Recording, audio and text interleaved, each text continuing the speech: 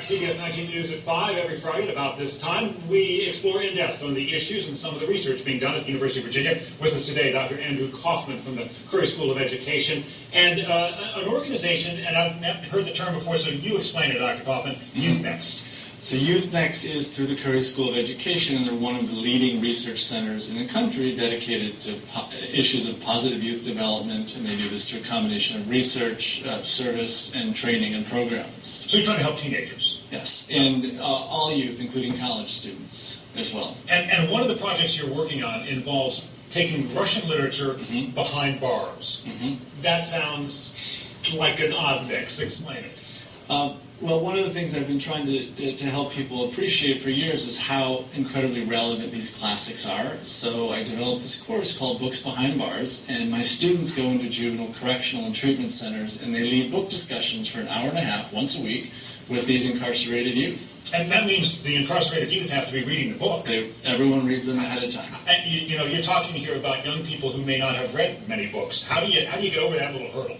Well, one of the things that my students discover is how incredibly relevant and contemporary all of these themes from the 19th century Russian classics are, and that for them is an exciting discovery. Right. That's for your students. And the residents as well. Really? And the residents as well. All right, so they become page turners, if you will.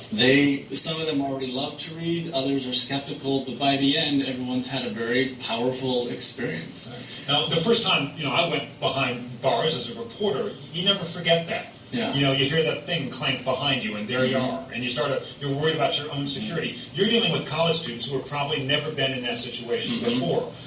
What are some of the stories they bring back? Are they unwilling to go back in? Are they scared? Initially, they're apprehensive, like I was, but what they discover very quickly is that these are people. These are adolescents, approximately their age, with their hopes, their fears.